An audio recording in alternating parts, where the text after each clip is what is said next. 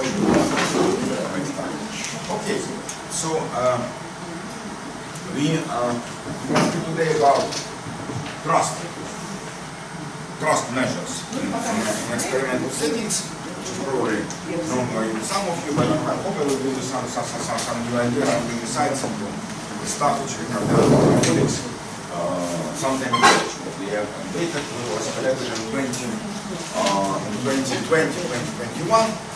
There's still processing process. Still continuing the analysis of this data, which is quite large, in fact, and I'm going to spend a bit more time and maybe focus a little bit more on the experimental details of what we have done, because but before I move to that, let me start with very simple things.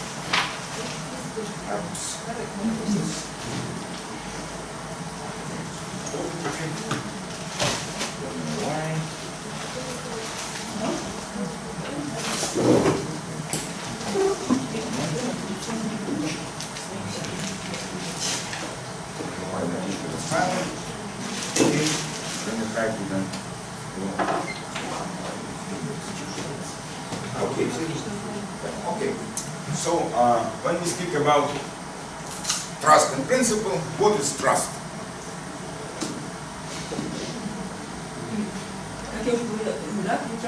In God we trust. So why? So what do we do? What do we do in God?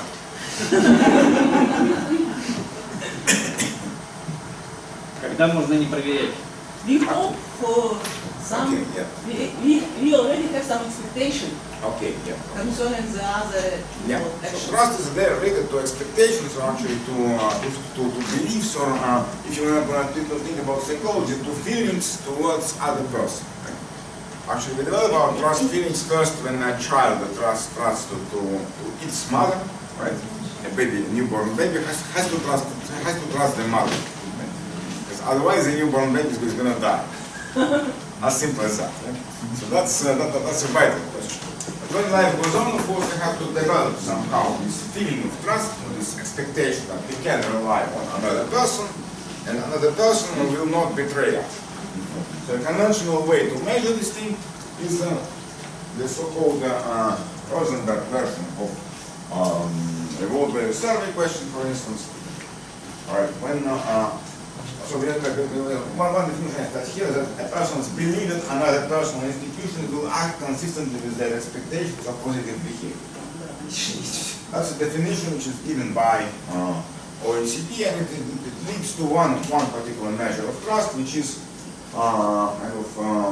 more reliable in a sense than the conventional one, which I mentioned already, than the conventional measure of reward value survey and Rosenberg question, which states as follows. Do you think that most people can be trusted, or you can't be too cautious when dealing with people? It's either or, you can trust, or you can't be too cautious. Basically, it's a kind of controversy which we seem to face when we speak about trust. Mean global value of trust over 77 countries in the last wave of World Value Survey, over 125,000 people, representative across 77 countries, shows that the mean global value of trust is 27%. So 27% of people, of these 125,000 people, say yes, you can trust most people, and the remaining proportion, the remaining 73% say no, you can't be too cautious when dealing with people. Globally, this is very widely spread. Right? Due to backward induction, right? Why backward induction? No, you can be cautious. You can So, global picture which looks like this, why trust is important to economics, basically shows that yes, if you contrast trust, answers to this question, yes, we can trust people on one axis, and GDP per capita. 2014, but it does not, it didn't change much, frankly speaking, yeah. We have a clear positive relationship, right? So larger trust is associated with higher GDP per capita. more you trust, the more the richer you are.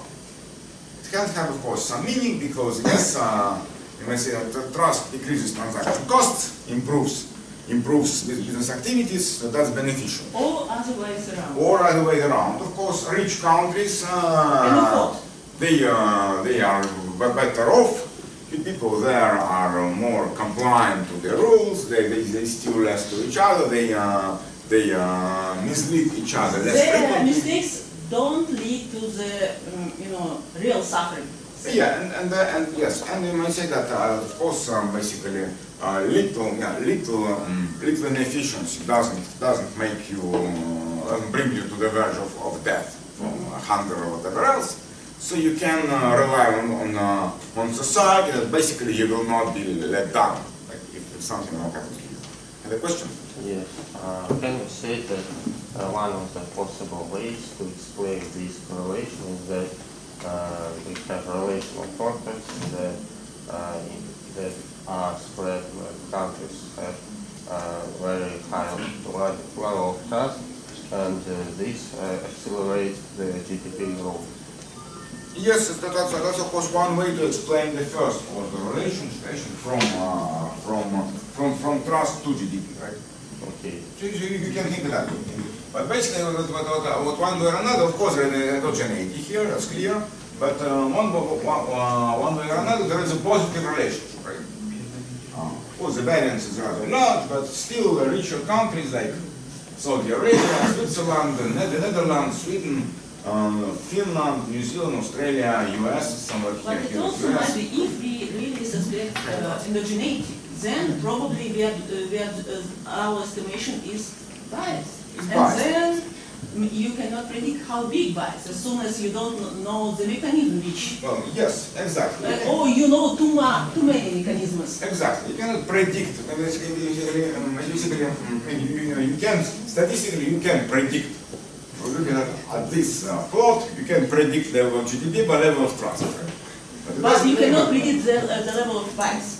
Yeah, but it doesn't mean that this is necessarily causal relationship. Right? We cannot say that. And again, it's not only causal, the direction of the effect. It's also about the size and the sign of the effect. Well, I mean, if you have really, very bad, very huge bias, I mean, if you don't understand correctly the mechanisms, or some mechanisms overload others, then probably your estimation completely wrong. One way or another. It can be completely wrong in the sense that if you look at this scatter plot, right, there is correlation, yes. Positive correlation. You can claim that, right? You can claim that. But if you want to explain a causal relationship, what causes high GDP, right? Of course, you need to control for things more than trust. If some of them are exogenous, hopefully, or you have a proper instruments or whatever else, then you can say, okay, that this coefficient estimate of this binary regression, the coefficient of trust on GDP can become very different, and it can be biased or whatever else. Other things can explain this. Yes, this simple plot doesn't show you the mechanism. It doesn't. That doesn't show you the causal relationship. It shows that there is an empirical fact, larger trust is correlated with larger GDP, larger wealth. That's all you can claim, right? Of course, there are papers, some of them are cited here, which explore this connection in a variety of contexts. But I'm not going to spend more time on that. Sorry, I have no time. But the important thing is that besides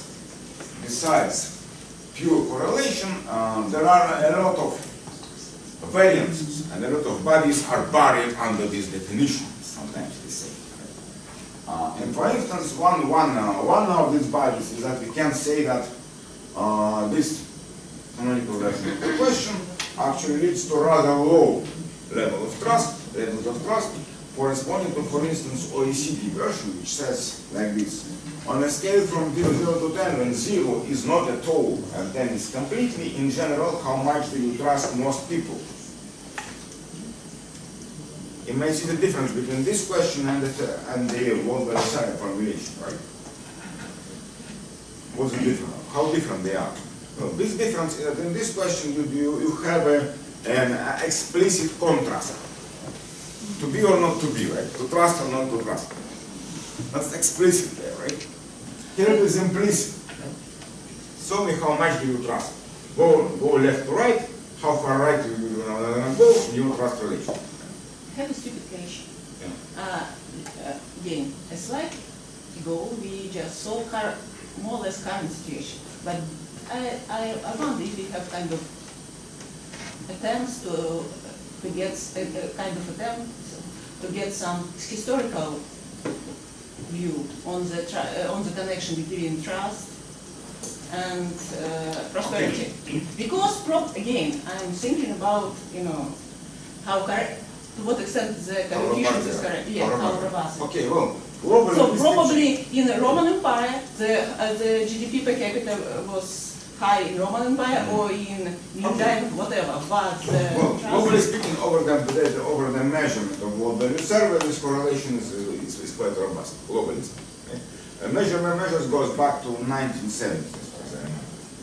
From that time, this measure is kind of precise. That is again current situation. More or less current, global yes. war. But if you want, I can think of some countries which can be kind of natural experiments on level of trust. I'm not sure if there is countries like Israel or Estonia here. They should be somewhere. Here. So actually, in Israel, Israel to the right. Where is it? Правее выше. Oh, here. Yeah. И Lithuania. You see in Israel, Lithuania. So you see, in Israel, the level of trust here is about 23%, which is lower than in Russia, by the way. Right? In Estonia, it was sometimes it was even lower. It was about, I think, somewhere something like 11%. Right? So it's rather low. All the countries are relatively rich. The question is why. So the answer is quite simple: that the countries are heterogeneous in terms of population. If you think of Roman Empire also had local citizens and conditional on population or heterogeneity or size, whatever. Yeah. So if you can continue. And correlate them. If you can think of these examples, then the reason why trust is not so high as you might expect is probably because yes, there are some dangers or some mistrust ethnic groups which are not yours. You don't consider yours. Your real compatriots, right? Like Palestinians in Israel, like Russian population in Estonia, rather down, right? Also, so these things do affect trust, of course. And if they go at all, there is Israel is so, what's more important is that when you ask this question without contrast, right, then the level of trust becomes larger. Estimate of trust. For instance, this is a study from some colleagues done back in 2018. France, Italy, Sweden, South Korea, US, and Germany. And we see he has done it in all countries, but the blue ones are OECD version of the trust question. The gray ones are Rosenberg, World Survey versions. So you see, and the World Survey versions of trust measures are systematically lower than the OECD version. Systematically lower. And the reason why, you can speculate about that, but probably the reason why, the main one, is because when you ask people, think about possibly bad consequences of trust. You can't be too cautious when dealing with people. Think about that. And again, this statement comes last in the question. As Stiglitz used to say, the last sentence is best remembered, right? People remember this. People frame the question, so people remember that, and that brings their state of trust level down. But when you don't make it explicit, people think, okay, how far would I go right on my trust scale? Well, probably rather far. What's more important, of course, when you think about the general question, which is not explicit here, but important in principle, think about yourself. How much do you trust people? If I ask it this way. What comes to your mind? maybe my very closest people for me, like Who are these people? Who are these people? Chinese. Whom would you trust? Chinese, Americans, your family, strangers, members of your I parish. think it depends on what kind of trust you are talking about. Exactly. In this question you can think about any trust to anyone. There's no specification, right?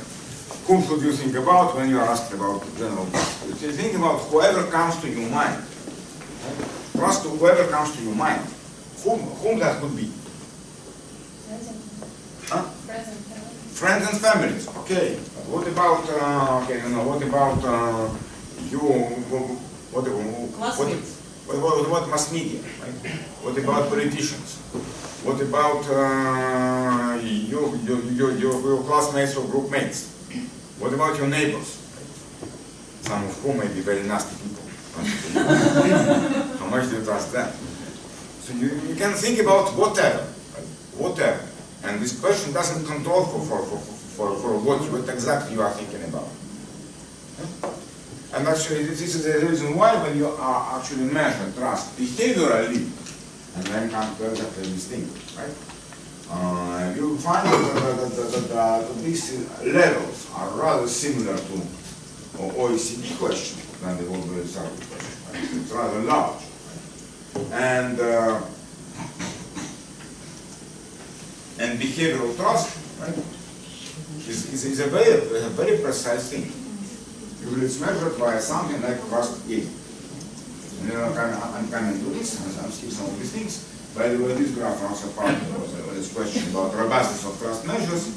This is trust across Russian regions, and trust is shown to decrease in crisis times and rise or up in non-crisis times. This is trust measures in Russian regions. This is 2009 after the crisis, and the mean trust here is something like 18% by regions. When you go to 2014, trust was up to 30%. And again, this jigsaw, so like bars, it's very difficult to make sense of. They are heavy. So yes, we know something about these measures, but we know that they are not robust across times, in the sense that in crisis times, trust tightly. I have another stupid question. What about the relation between two of them? Not clean, no, probably not very high. You can check it, but it's not very high. So it suggests a lot of noise. Yes, a lot of noise. Doesn't. Yes, a lot of noise. Yes, exactly. If you maybe compare them bar to bar, you'll see that some of the parts were down in one measure or up in another. Yeah. So basically, what we are doing, we are measuring behavioral trust using a version of this trust game.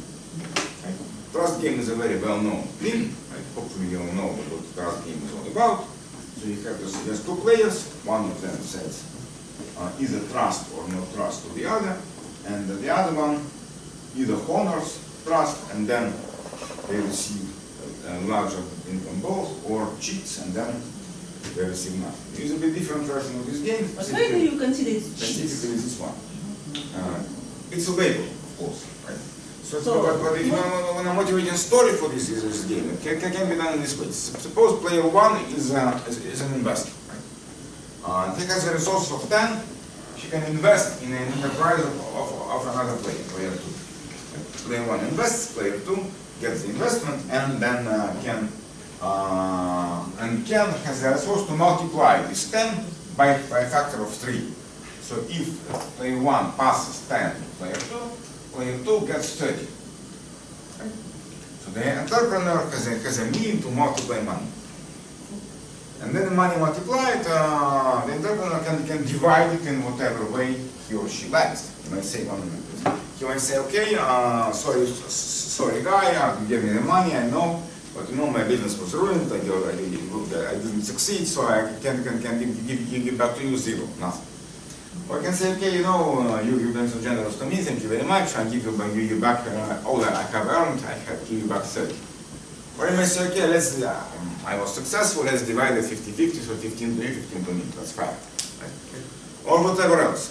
We do it in scale in the steps of increments of 3. So basically, it is an increment from 30. Use 11 possible decisions here. Right? Yeah. I think your story, your explanation works out only if there is pre-game communication and all this. Oh, I give you money in order to increase my, like in principal agent models. Yeah, like. Okay. But if there is no communication before, and by definition it shouldn't be so, why you consider second one as a cheaper? Well, because this basically it relies, of course, on some assumption that social interaction and social expectations in equilibrium should somehow match each other. And once you go to trust someone else, and if someone else tells you, basically you anticipate that if someone else is expecting you, if you are at player 1 and someone else is player 2, when you give money to player 2, you expect that player 2 is hopefully will give you back something at least, rather than grab everything for him or herself, right? And you expect that player 2 will think that he owes you something back because you gave them the resource to raise the money. So this kind of implicit beliefs about beliefs of each other, which come to play here. If you want to speak about theoretical terms in terms of behavioral theory, right? Then player 1 expects player 2 to be guilt averse. So player 2 will feel guilty of betraying your trust. Even there is no commitment. No commitment. If there is yes, no communication. No communication. Whatever. This is social construct, right? We have been told that you should be basically reciprocal. You should be fair to each other, and as a result, player 2 will feel guilty if he will not give you back something. May I give you? Yes. So you just finish that. And player 1 is gonna hope on the other hand on reciprocation, right? So if I was kind to you, I expect you to be kind back to me. I could give you nothing, but I give you something. Therefore, it's an action of commitment on my side, and I expect you to reciprocate. Yeah. May I kind of make some statement?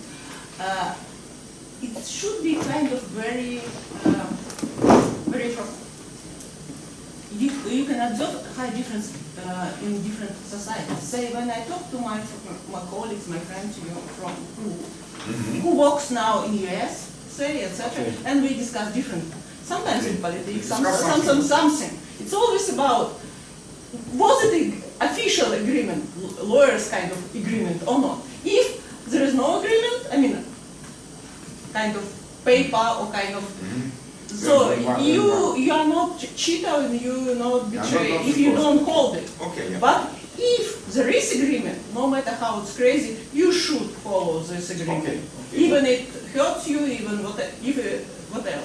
And it concerning all, from marriage to president to international politics. Okay, well, that's a question of, in a sense, if you want to compare this, you can compare Americans to, for instance, Chinese guys, and sometimes there's also a distinction between the culture of guilt and culture of shame.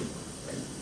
So if you in American and Western societies, right, you are not guilty unless proven by the court. So if you are guilty, then basically you go to jail. I mean, okay.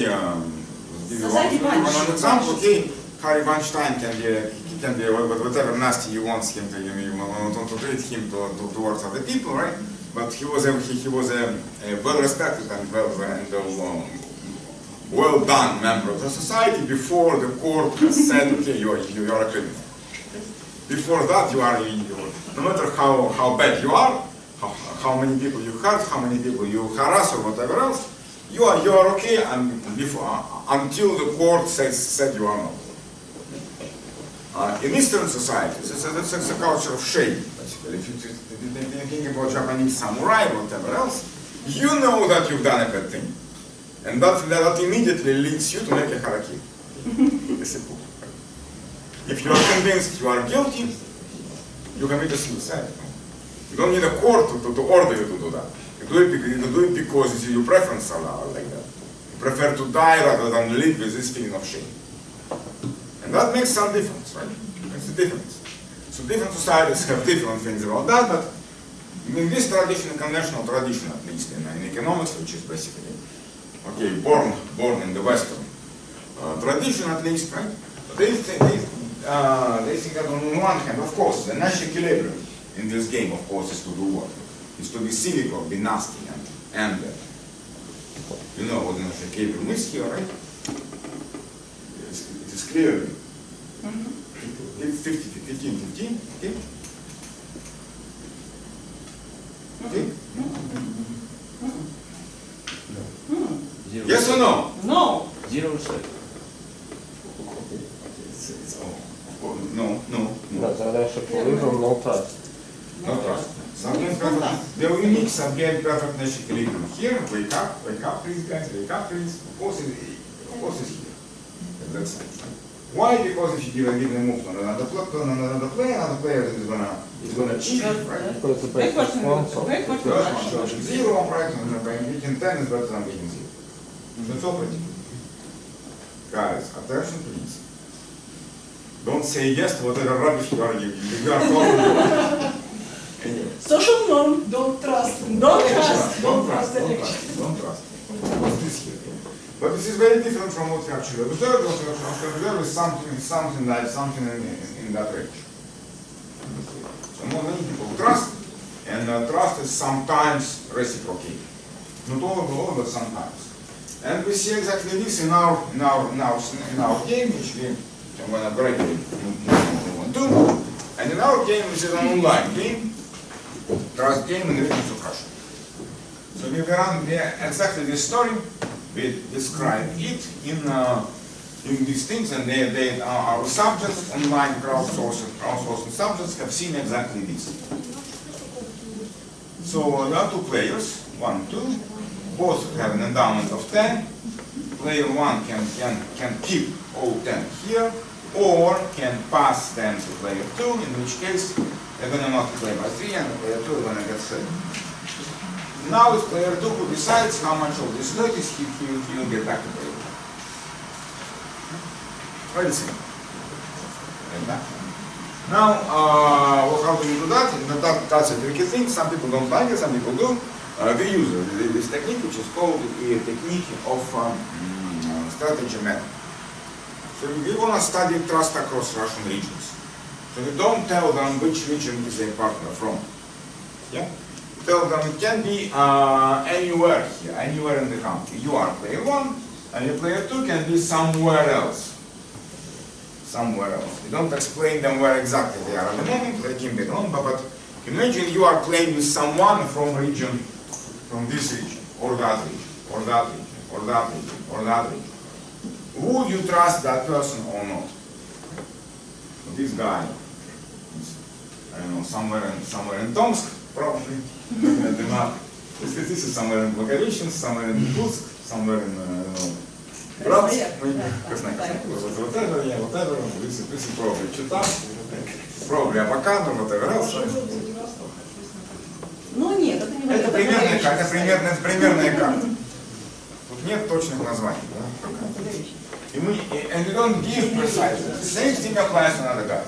And we don't give them precise names. We see it's like here. Let's show them this one.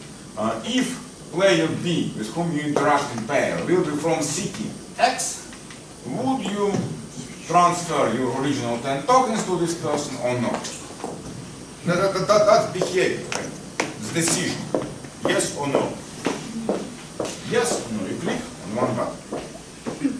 And you do this mental exercise to all 12 cities, including Europe. One of them is your own. Other 11 cities somewhere in Russia. So вот этот questionnaire, like, would you trust somebody who is from some region? I'm not asking them would you trust. I ask them something much more precise. You have $1. Okay. Will you give this dollar to someone from city X, or from city Y, or from city Z? looking around across the 12 cities. So basically you make these 12 decisions and one of them is going to be played for Rio. We can see bias here because we show the whole list for them at once, and they suspect that if you have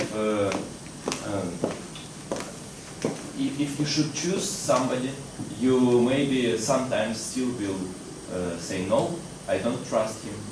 So for some cities they still will say that they good don't question, trust. good point. If I interpret your point correctly, you may say that if you don't trust to some of these cities, it may spill over your trust to other cities, Yeah. right? Yes. For instance, you saw some eventually city you don't trust. For instance, suppose there is someone from the Caucasus, from Makhachkala, Dagestan. You suspect that one of You don't the trust cities- these guys. You don't trust them. And then you see other list of cities, but you have already mistrusted to Makhachkala, and therefore you think, okay, basically it's an impression that you shouldn't trust people from that list, and you show less trust to something more neutral, like Novosibirsk or Yekaterinburg, right? Yes. And you don't trust them either. Yeah, that's a good point. This is possible thing. Fortunately, we don't find evidence of this behavior in the data. We don't find this evidence. But in principle, you are right, it is possible. You can contaminate your trust to one place in a positive and negative direction, in both directions. Yes. You can, if you see something very trustworthy, you trust it 1, 2, 3, 4, then becomes 65. You wouldn't trust had it been first, but it is fifth, and therefore you have already developed some feeling of trust, and you extend it to this city. Possible. But the treatment would be that in one say round you would have one number of cities, and say if you increase, if the probability to meet such person decreases, then probably doesn't matter. So you have two samples, one small one, and No, you look, example you are told you can meet with anyone from this city I mean, at random. What do you say? At random. Again, you but I'm saying that say if you have 1/10 of probability of meet, it's How one, likely? yes, Yeah. and say if you one from 100 chance, Yeah, okay. So how likely you are to meet yes, them? then maybe you behave As you see, differently. it's not explicit here, right? Basically, and in fact, yes, it is not quite neutral. Maybe this comes to our discussion in the first day. Remember about this independence Yes, or assumption about or independence. So we assume here that your probability of meeting person from any of these cities is equal. You may meet people from here, equally likely to meet any of these. In fact, this is not necessarily the case. You may be more likely to meet people from large cities than from small cities. That's true. And in fact, this is the case in our data. But again, we don't have a chance to control for that, unfortunately. So we assume the belief of people here is uniform. But the questions are good questions. I agree. Same thing applies to player B, which is a bit more tricky, of course, because player B has to be given a move only if he is trusted, right? Or she is trusted. So the way you bypass this is, as we say, imagine suppose player A with whom you interact is from this city, and this person gave 10 tokens to you. How much would you return to this player A from city X, Y, Z, blah, blah, blah, in this case, out of 30 tokens? And you click one of 11 possible options. So I think that the design of the experiment is not good, I can say why. So maybe we should not have a questionnaire. I think that the person from different cities should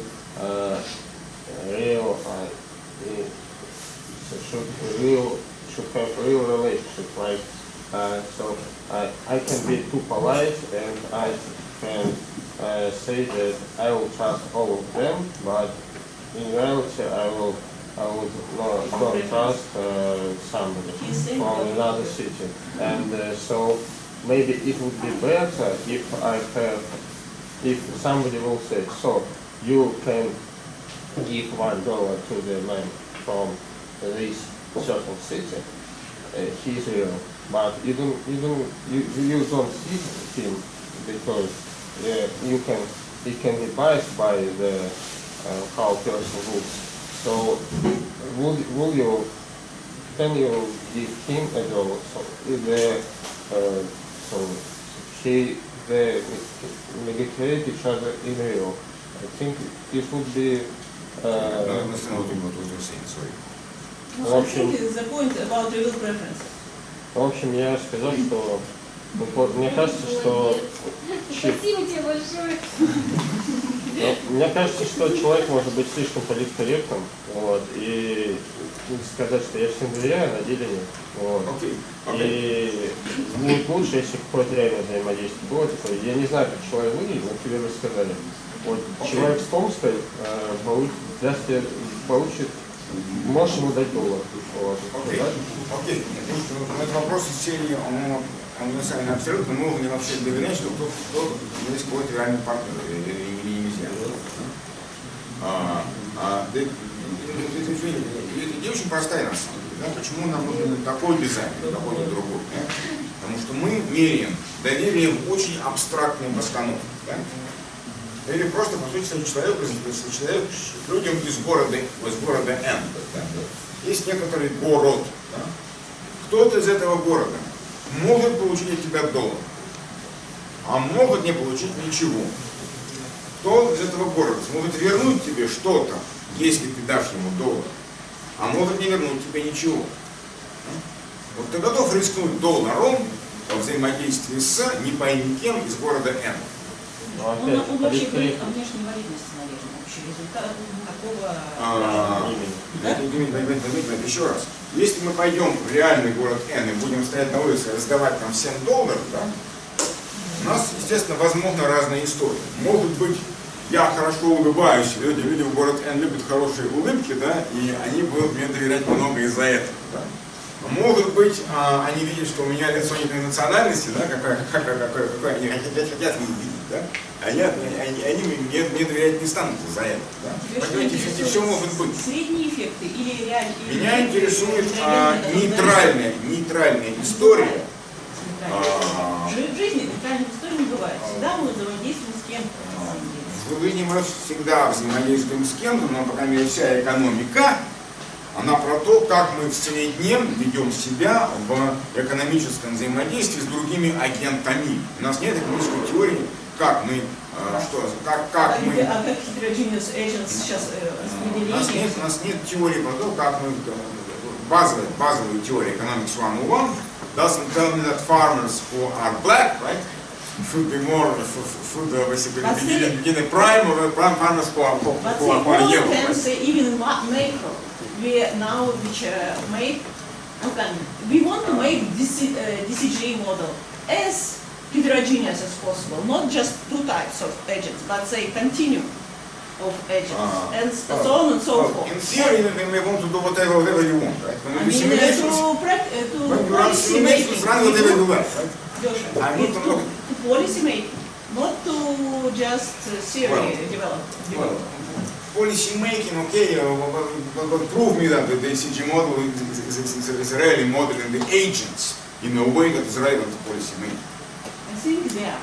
In terms of propensity to saving, whatever things, it's really matter. If you have Ricardians household, how to say, I don't know. Those who can transfer. Our time is running very good. Sorry, okay. Last question, please. I would ask if we can see the situation when, like, filling this form with different answers to different cities, means that I have to admit that I have certain thoughts and point of view on trust to different cities. And it's not only being honest with myself, but also with you who is the experiment. So can we see if there are any situation when, how to say, well, it requires some courage to admit that you have certain thoughts on certain cities and certain people from parts of the country. It's just to talk about cross effects. We discussed it before, and some people may suppose that you think that they are racist because the attitude depends on the city of the country. Okay, guys. It's just cross effects. Okay, guys. I'm not saying that this is a perfect measure. Okay. Any measure, basically no measure is perfect. All measures are wrong in one way or another. The way we have, I can say that why we have chosen this particular design is because we wanted it to be maximally neutral within our reach. Right? So we did not tell you that okay, a person who you are playing is Chinese or Jewish or Dagestani or whatever else. You may be more rigorous to women than to men. Or female or pleasant-looking female or ugly-looking male or whatever, or unemployed male or whatever else. We don't know. Because all these things can also bias your decisions, right? Your attitude, okay, so basically the idea is clear, right? All details, specificics of a particular person, right? Say portray a particular person, it's going to bias your choice. There are a lot of evidence showing that, for instance, pretty-looking young women receive much more generosity and courtesy than ugly-looking unemployed drunk men. This is pretty clear. So we don't want people to mess with all these things. Think of an arbitrary person from city N. What do you do to this person? But characteristics. I have to stop right now. Я разбудила людей, по крайней мере. Я выполнила свою функцию. Окей. We can talk about this later, so no question. So basically, we do this. So we also elicit their expectations about decisions of other person. How much do you expect? If you are player A, so the first player sender, how much do you expect player B to return to you in case you give him the money from the city? And so this is rewarded according to non-linear reward scheme based on precision for estimation. If you are player B, then you are asked to estimate will player A from the city give you the money or not. You can reward it for correct estimation. I'm not asking the details here. Now on the answer. We have 22, I'm still also on that. So we have 22 cities from 21 regions. One of them was, two cities come from Krasnodar, Krasnodarский край, because we had Krasnodar and we had Sochi, several places. And the cities themselves are actually, here they are in the list, roughly arranged from west to east. So Leningrad is here, Vladivostok is here. Yes, we had Makhachkala, we had Sochi, Krasnodar here, we had Moscow, St. Petersburg, from Archangельsk in the north, Makhachkala is in the south, Leningrad is in the east, Vladivostok is in the west, Vladivostok in the east. So all these one. Roughly we can read this west to east. Roughly, because of course there is also some north and south. And this is what we found. So the red dots are mean trust levels across cities. Actually, yes, larger standard errors correspond to places when they had less observations. Altogether here, as you done, there is about 3,000 observations and 35,000 decisions. And it was also possible, it was all played for real money. The cost of the experiment was about $1.5 million. Just roughly, just roughly, given estimate. Yeah. And so what we see on average here, there is background statistics is here at the top. And we had 58% of trust. Behavioral trust, of course, is much larger than the 22%, which is predicted by the model result. Much larger.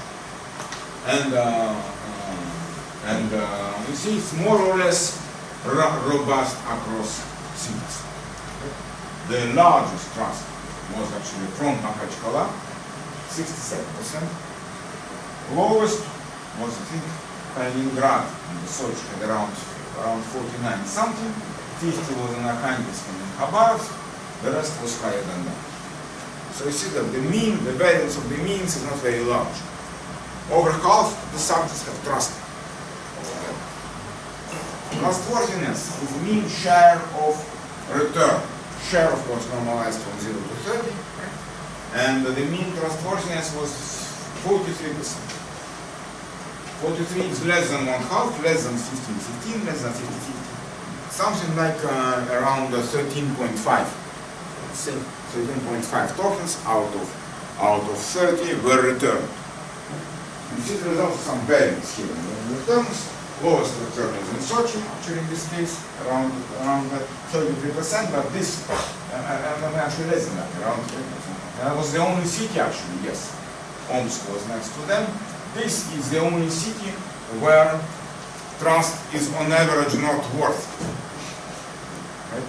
Not worth means that you gave back 10 tokens, you receive back less than 10 expectations. Right?